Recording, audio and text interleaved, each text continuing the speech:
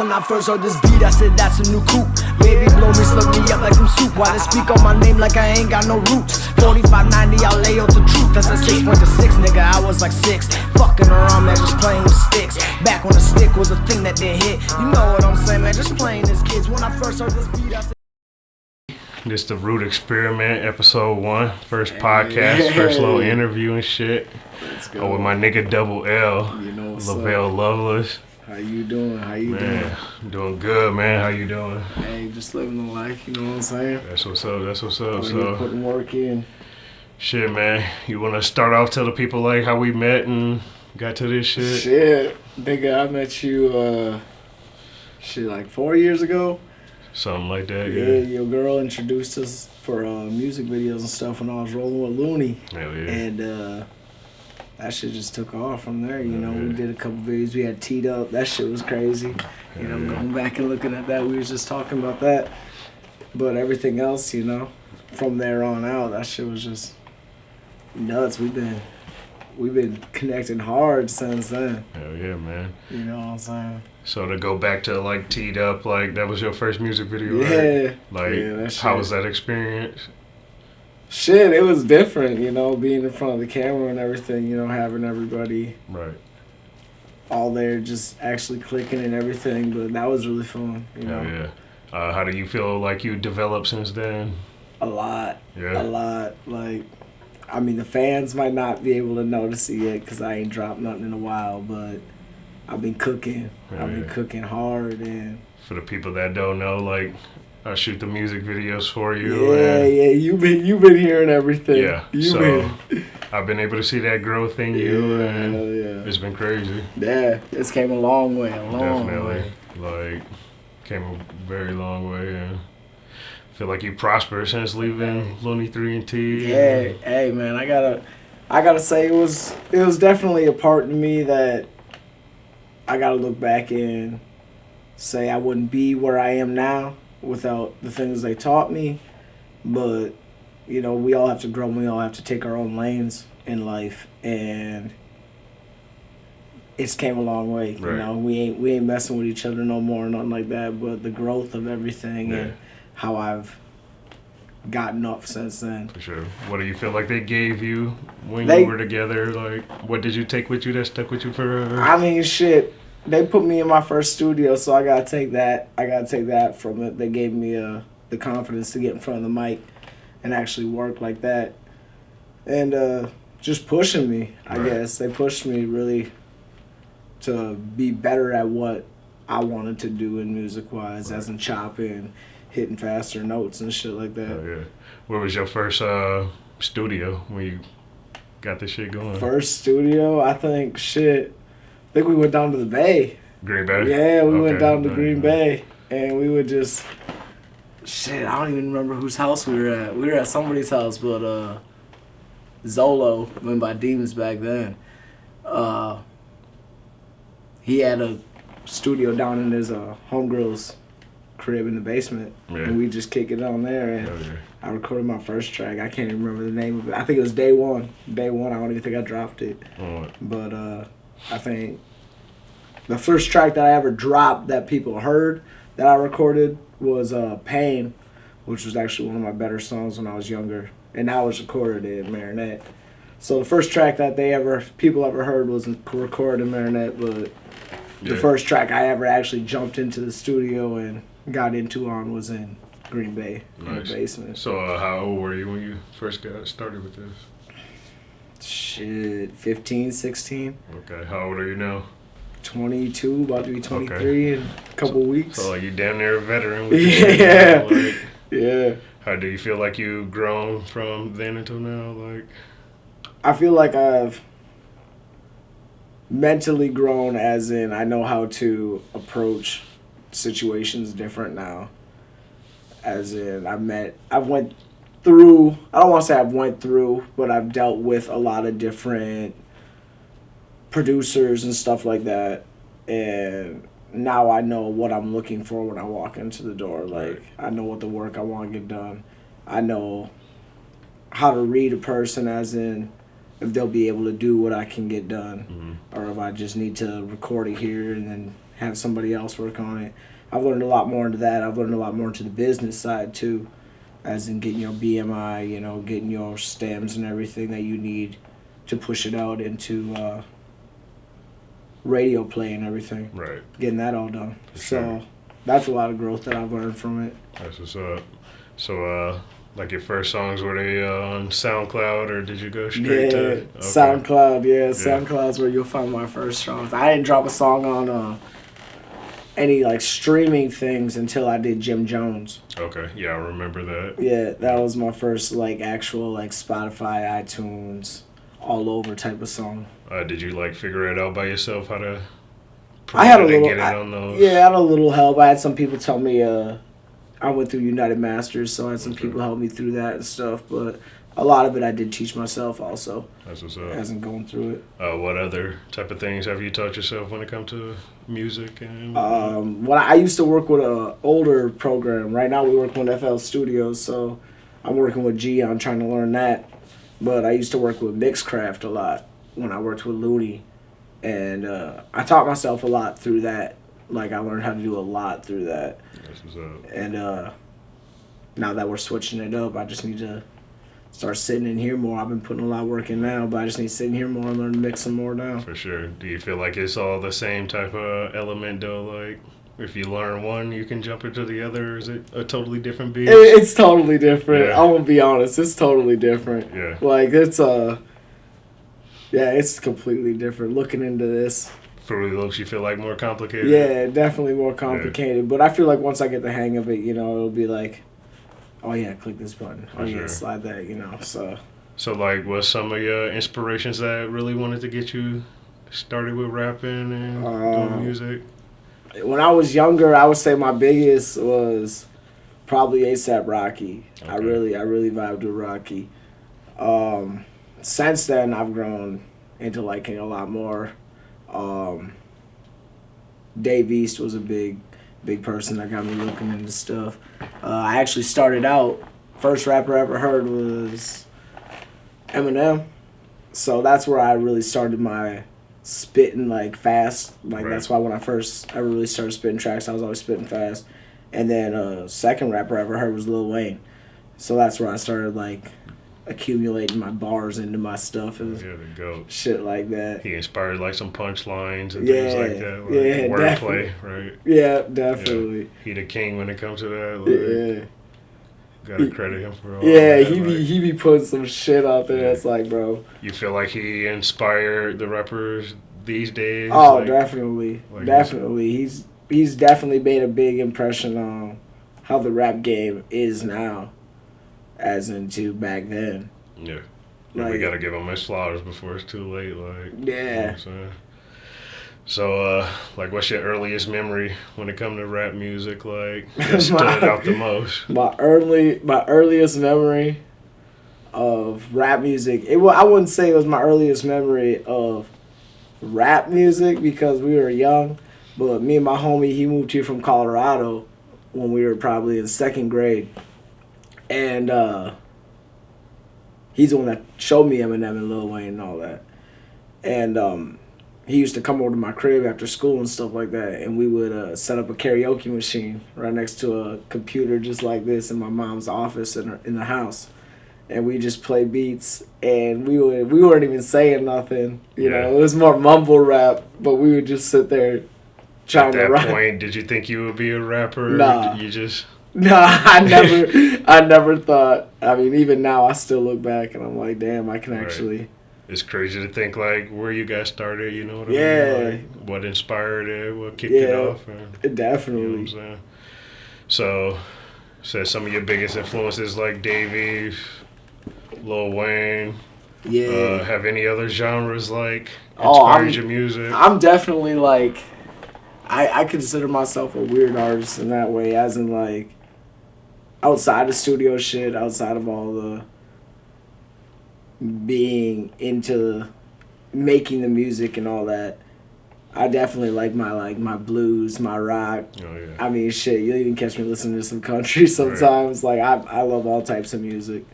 Do you feel like it's a stigma out there in the industry that people just can't be their self or expand into those different genres? Like, Yeah, I definitely do.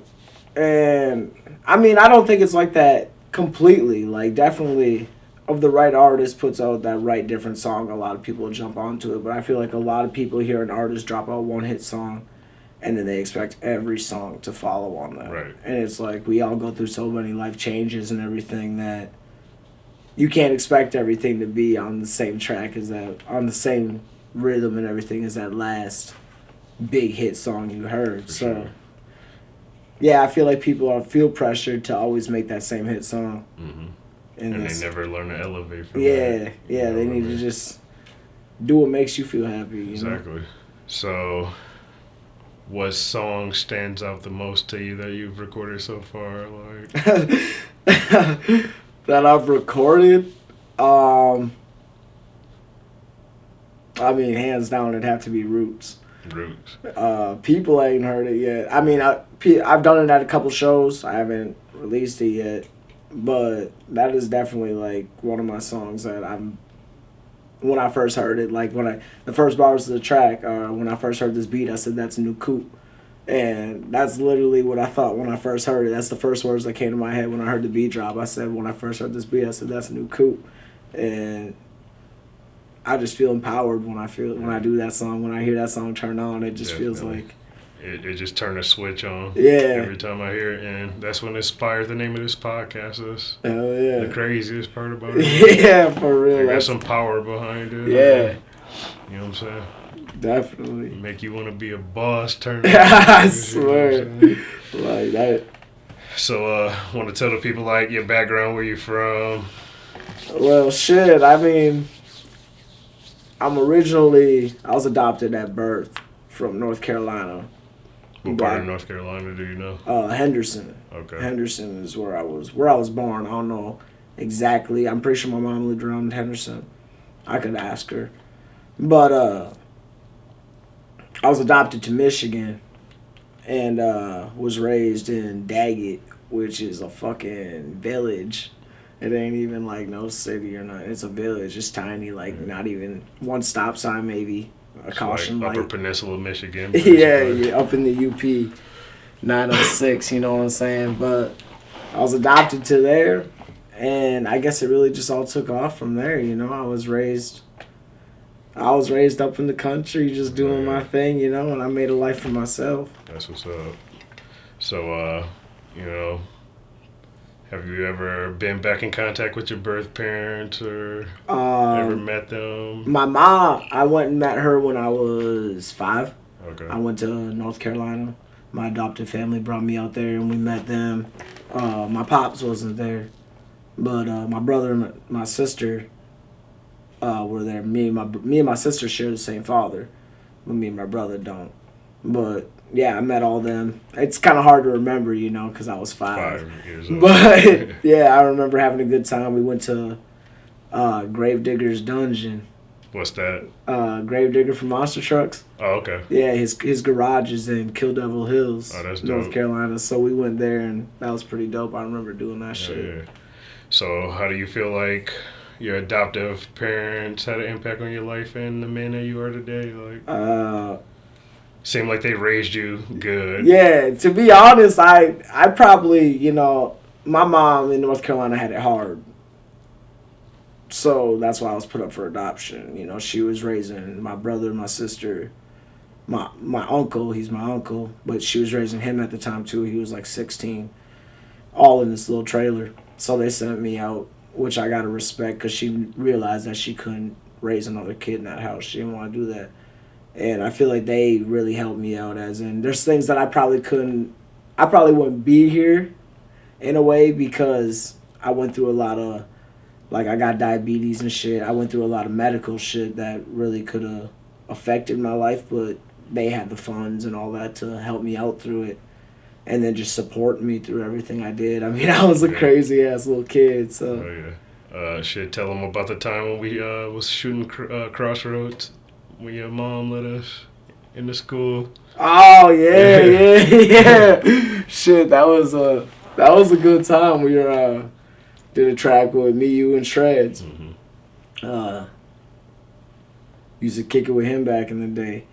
And my mom, she works at a school up in Kearney, Michigan. And, excuse me, I asked her if we could get into the gym and stuff, you know, to just shoot a video, you know, get some shots of us shooting hoops, doing some stuff in the school and stuff. And she was like, yeah, come through. And that was really cool because, you know, we just got to go mess around. We got to shoot hoops, all that. Sad thing is, you know, like I said, I've grown through things, which means a lot of songs I've done will never be heard. But so that track is gone now. And it's kind of painful, like, it's a lot of music that's been lost dealing with certain situations. Yeah. But, I mean, you learn to get over it. Yeah, you learn to grow through it and just create something even better. Yeah, you got to build from it. I'm going to insert the clip, too, right here of you on the fucking rim. That shit was so dope. Ah, yeah. The clip that we had, but hell yeah. Yeah, man, it seemed like your mom very supportive. Oh, definitely. And she always every post you put up. Yep. She always showing love. Yeah, she always telling me too about your videos. She's like, man, tell him he's doing good. And everybody need that support, that backbone. Yeah, definitely. You know yeah, everybody around me. That's one thing I love about everybody around me is even when I'm doubting myself. At times, people around me be like, nigga, you got this. Like, straight up. Yeah, I've been telling you, my nigga. I swear. So, Lavell Loveless, how did you get that name? Honestly, Lavell Loveless was a name given to me by Deems, who's now Zolo, Shreds, LaRuga, and Dominic, who went by August Tasso. I was 15 maybe, and we were all kicking it at the house, and it was like the first time I met them. Shit was weird. I didn't really know them, but I was like, fuck it, you know, I'm kicking it. And they kept calling me Chad, and they're like, bro, we can't call you that shit. So they're like, what should we call you? What should we call you? And they're like, Lavell Loveless, because you got no love for these hoes. Because I was a little wild nigga back then. So... But it just stuck from then on, and Lavell sort of built himself into his own person. How has that like affected your brand and whatnot? Like, it's. I see some of your drip, like Yeah. the hoodies and the jerseys and things like that. Yeah, we be my girl be helping me out with making that merchandise and everything, so that's definitely helped out. You ever gonna put some of that up for sale? Or? Yeah, it's definitely coming soon. I got that. Just did a show last weekend. And Marinette won and took 6th in a competition to make it to Joliet to Illinois to perform to try to win a slot for Trippie Redd, Glorilla, and Polo G. So I had the drip on, you know, I had the merchandise and shit on. And they ended up calling me up to show off my shit because they were like, this is something everybody needs to start doing. It's just branding yourself, you know, making something out of yourself. And that felt real good knowing that, you know, something me and my girl did at home. Right. Actually, she surprised me with it. I ain't gonna say I did it. I came home and she was like, here, look what I made. Dope shit. So, something that she just did at home ended up turning into something that they noticed and was dope. I feel like a lot of artists, they lack branding. Yeah. They lack promotion. Yeah. I mean, it draws a lot of attention when they see your name on something that you customize and design. And yeah, they start. It's easier to put the face to the name, and Lavell Loveless being a longer name, like you don't really think about spelling it out and shit once you hear it. So being able to see it and like. I'm thinking about putting like ats and stuff on different stuff so they can know my tags and stuff. Right. So that'll make stuff a lot easier. Yeah, that's good promo, man. Yeah. Like, that's how you build connections. Mm-hmm. That's Definitely. how you build your fan base and your following. Yeah. A lot of people tend to neglect that. Yeah. And I was definitely at that point. Right. When I was younger, I was hard at promoting on myself and everything. It's a challenge, though. It's a method to that. And, yeah. You know, once you figure it out, though, you'd be like, why haven't I been doing this? Yeah, I swear, everything changes. So, do you remember your first show ever? My first, yes, I do. I don't even want to say it was a show. So what happened, and this is honestly why I rap to this day, why everything kept going, is I was hanging out at my buddy's crib up north of Michigan, and we were having a little house party, just chilling, and everybody was like, "Oh, you rap, you rap," I was just spitting little raps. I made a remix to ASAP Rocky's Every Day, and I put that on Facebook, and everybody was like, "Oh, you rap, blah, blah, blah." I was like 15, 16. And we were at this house party, and they were like, "Spit something." So I spit something for a couple buddies, and it happened to be like the week before New Year's or something. I forget what year. I want to say 2016 maybe even earlier than that, 2014. And they were like, "Come out to the party, and we'll throw you up on the balcony and have you rap." And I was like, "Yeah, whatever, big joke." So I ended up going to the party because all my friends and everybody around was going to it. And they ended up throwing me up. Like, I got scared. I was like, "No, I don't want to do it." And all my friends were like, "Nah, get up there, get up there." And it was a Logic beat, honestly. It's something I pulled up off of YouTube that I wrote to back in the day. I forget. I think it was like the 5 a.m. beat. And I started spitting to it, and people just started going nuts. Well, actually, the beat came on. I got up there, the beat came on. And I'm sitting there holding the mic, and I'm scared. My heart's beating. And like I said, I'm up north. So there's racist people up there. The one racist person in the crowd threw a beer can at me.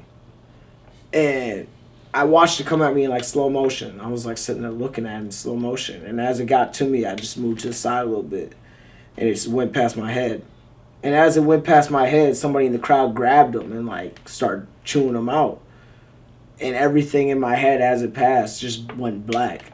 And then the beat dropped. And I just went in. And it was like, after that, everybody was congratulating me and everything. And they were like, "Oh, fuck that guy, blah, blah, blah." You feel like that's a struggle up here in the north, you know what I'm saying? I mean, back in the day, with some crazy shit, or yeah, I mean, back in the day, it was definitely a struggle. You gotta pick your battles. You can't fight everybody, and that's something I had to learn. Like, you can't fight everybody, right.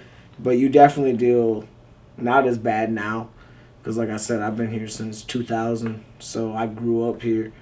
23 years later now, but there's definitely the racist people you gotta deal with. You gotta take it with a grain of salt, It ain't nothing to you. Don't let them. Do you feel like those experiences gave you like thicker skin to deal Definitely. with anything? Like, Definitely. I mean, I feel like that's the worst you can deal with, right? Yeah. As a black man. That's definitely it.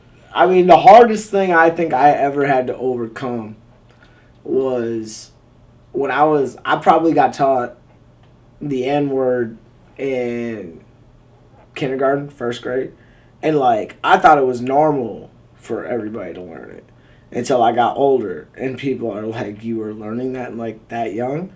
And I was like, "Yeah." Like, I thought it was normal for people to learn that. And that's what really shocked me in life as I got older, is I was like, these people were really just, like... It ended up being a lady that was... She was just, older head. She was more old style. So she was like that. But... And no bad hatred on her, But I just had to learn, like, people are going to say what they want to say. But I know who I am. I know people around me know who I am. And as long as I keep it real with them, keep it real with myself, nothing can hurt me. Nothing can stop me. Just keep grinding. Absolutely. So, are you like a God-fearing man? How do you feel about like religion? I grew up Christian.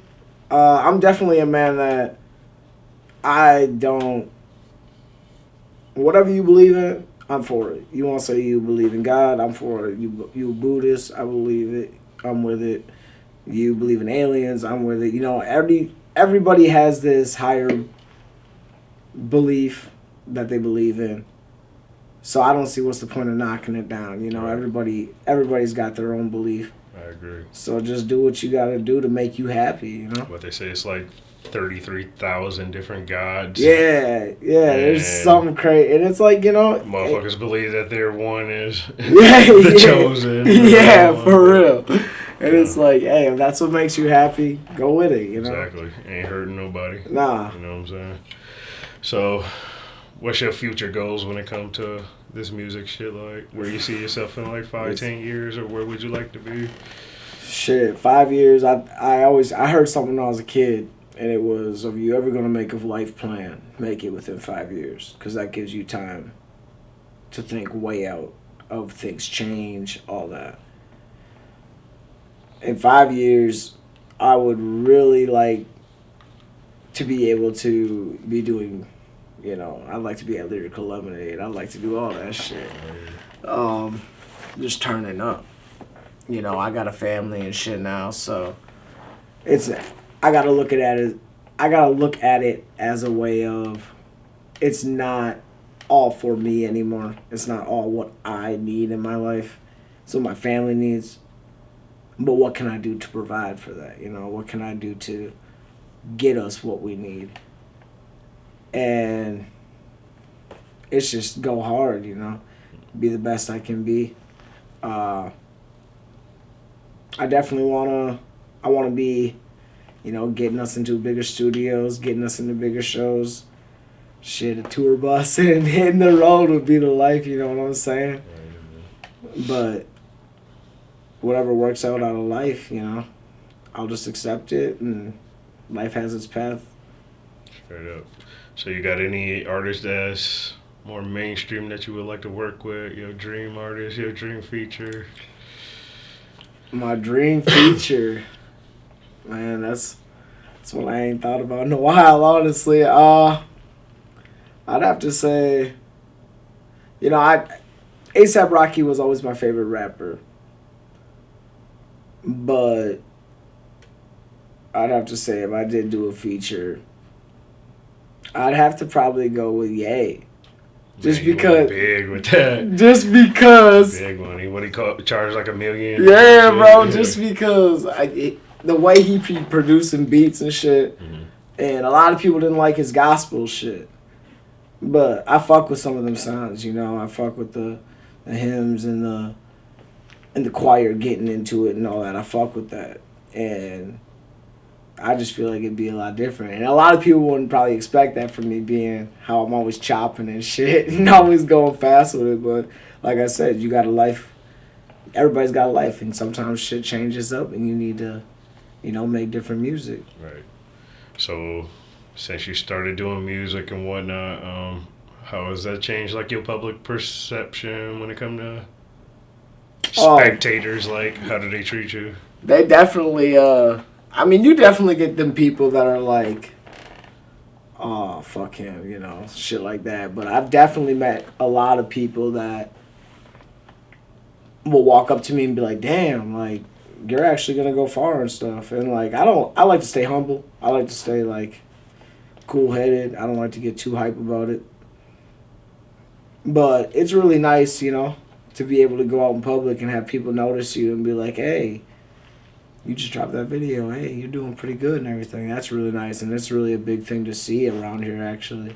And my mom even hits me up, and she'll be like, my coworkers are like, that new video was awesome. That new song you made was crazy. And it's like, feels good, Oh, yeah, man. So, how do you, like, balance that public perception and, like, your private life? Like, now that's can it get hectic sometimes? It definitely can get hectic. Yeah. And that's something I was told when I was younger, is to separate your music life and your family life, your at-home life. And yeah, it's definitely a thing that you can do.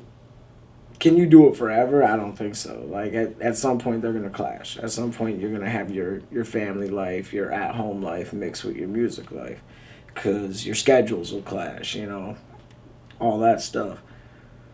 So, it's definitely hard to manage, but if you really got that dream that you want to go strive for, you find a way to do it. Right. You find a way. You'll shit, there's nights I've been in the studio on songs that people will never hear at 3 o'clock in the morning.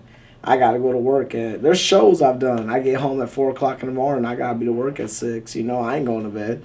I'm just, it's on to the next thing. And in my head, I don't know how other artists work, but in my head, like, it's just like a switch. Like, when I step on stage, when the music starts playing, when all that's happening, when I'm on the shows, Lavell kicks in. You know, it's like I'll get a whole nother energy. Like, I could be tired, but when I know it's time for all that stuff, I'll get a whole different energy. Like, I just woke up. And then, you know, I get back and it's time to go back to my regular life. At some point, I'm hoping, you know, that the regular life turns into being in the studio every day, you know. Mm-hmm. But we'll see where it goes from here. So how do you feel about the phrase that rapper is the most dangerous job in the world? I've been hearing that like a lot. We've been seeing like a lot of rappers lately getting taken out and shit, and definitely seem kind of hectic. How you feel about that statement, though? It's definitely how you carry yourself. I mean, I can't say that. It's also where you come from. But it's also how you carry yourself, you know? If you're going to go out there making music about, you know, you're going to have that trap music and that turn-up music, there are times when you're going to have people that ain't going to be happy with that, you know? So, yeah, it's a very dangerous job, as in people don't care anymore. Like, 2023, people don't care anymore. There's people that will just do anything out of spite just because they feel like that's what they need to do at the moment. So, yeah, it's definitely a dangerous job, and a lot of people have to watch their backs and be safe. But in the end of the day, it's a job, you know? You got to do it. You got to go get that money. That's what makes this world go around, yeah. So speaking about rappers that have passed, is there one that you would bring back, and one of your favorites that we lost? Oh, that's a tough one. That is a tough one. Might be a little controversial. There's a lot, man. There's a lot, and I don't even. Ooh. There's a lot. I mean, one of them. If I had to go back to a younger me, to a now me, somebody that I vibed with when I was younger that I would vibe with now, it'd probably be Mac Miller. Okay, like, that's a good choice. He's definitely one that I really vibed with. Yeah. I really I feel like he didn't get his flowers like he should have. Yeah, like, for real. Yeah. Like, R.I.P. Mac, man. He definitely changed a lot of things. Definitely. Himself. Oh yeah.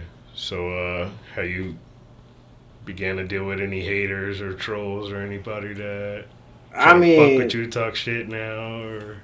Yeah, in a way. I mean, people, they like to troll, they like to hate, but that's the weird thing about being in a small town, you know? Like, you'll have people that'll troll and hate, but also, like, will be cool with you. So it's really, like, how you feeling. I got people like I want to do music with and shit, but they just don't hit you up, because that's the problem with around here when you're in a smaller town is artists that see you as competition don't want to work with you. They want to be better than you. And it's like, you can't be like that. You just can't be like that. Every artist needs to work together when you're in a smaller town, when you're in a smaller area, so you can all push your shit out of here, you know? Whoever does make it out of that bitch brings the rest of you on their back with them. You know what I'm saying? So, who produced like your beats or your music, shit like that? Right now I've been going through a couple different producers for beats. Lesder, shout out Lesder, shout out Phallic. Them two have really been putting on beats for me right now. Producing, I got G helping me out. Back in the day, I used to have Shreds, used to mess with my stuff a little bit. But like I said, those are all songs that, you know, are gone. Jim Jones, he did that one. So I'll say that. PSA, another one I dropped, got a video with Shot by You. That was produced by T.Y. Smith. out of Green Bay. I don't know where he might have moved. I don't know where he's at now. But he produced that one. But right now I've been laying low key. I want to get an album done. You know, I know I could just go for an EP, make it short and simple, but I feel like I've been doing this for too long at this point now to just be like, I'm gonna drop 4 or 5 tracks. Nah, I just need to give them a whole load and be like, this is me. This is what I've been waiting on. This is what I've been cooking for years. Oh, yeah, man. So, I mean, it's safe to say you kind of a veteran now, but still up and coming. Yeah. I don't want to call you an OG yet because you ain't quite there yet. But, yeah, I feel you. Would you give any advice to any up and coming artists, like, for self-preservation? My biggest thing is, you hear that sound, you like, stick to that. You know, I mean, and as of what I said earlier, don't make songs. Make songs that aren't all like your number one banger. Yes, do that. But do also what you feel is right. You know, do what you feel. You hear that beat, you hear that track start playing, go with it. And even if people say, fuck it, like it's not good or whatever, still stick with what makes you feel good. Because you're going to find a crowd that moves around you. Like, trust me, I go back right now and listen to my old tracks. I'm going to listen to them like, bro, what the hell? But if I didn't make those tracks, people wouldn't have noticed me and helped push me to where I am now. They wouldn't have helped me strive and tell me little things that I need to change, little things I need to be better at. Like, my big thing back when I was younger was pronunciation. Like, I was really bad. Like, I'd slur shit when I was trying to spit fast. So that's why I really just worked and grinded. And work on your... Another thing I wish I would have knew when I was younger was working on your promotion. Like, making sure you got your beats, making sure you got your merchandise. Like, have everything you need ready to go at any time. Like, there's nothing more that you could ask for as long as you have everything there. Because then PA people, they be playing your shit and they be like, oh, let me get a little something, you know? Anybody could ask for something and you got it right there. So yeah, work on your merchandise, work on promoting yourself, get all your I'm trying to think of the word right now, I'm running on a blank. Get all your social media stuff up, you know? Get your Twitter, your Instagram. I don't even really fuck with Twitter that much, but you know, just to have it, so when I drop a video, drop a track, I throw it on there. You know, people can see that. Just get everything out, you know? Hell yeah, man. So, before we wrap it up, let the people know what you got going on. Well, shit. New music, any videos, any shows? We got, like I said, I'm working on this album right now. I had it pulled up. I'm working on this album right now. I don't even know what I'm going to call it yet, but it's all coming into the works. I'm going to be doing a show March 2nd in Marinette, Wisconsin at Ironworks. Use code name Lavell to get in for a discount. Otherwise, we got March 19th. Yeah, March 19th is the finals for the Polo G, Trippie Redd, and Glorilla show, so that'll be tight. You know, I'll be posting everything up on the socials. Instagram, Loveless_Lav. That's LOVELESS_LAV. Facebook, you can get me at Lavell Loveless. Twitter, Lavell Loveless. It's all up there. I'll be posting everything on there. You know, I got, like I said, I got Roots. That's my main next one I want to work on for videos coming up. Because, shit, you know, like we said, it inspired the podcast. So, yeah, man. Shit, that one's the next big one to go at it. I'm hoping to get that one blown up. For sure. Shit, man, thank you for popping out for me. Hey, first episode ever. Hey, for sure. It's been a root. What we call it, the root experiment. Yeah, the root experiment. Shit you been know tight what it though. is. And you know what I'm saying? Y'all tap in with bro. Hell yeah. Hit him up for those features. Check him out. He got real good music. More on the way. Definitely. And shit, we out here, man. Hey. Y'all be blessed. Keep it 100, double L. Kids steady gotta get it like it's so mine. Young nigga living out the crook mine. They ain't think that I would make it up on my side. Buckshot couldn't even stop it, pop.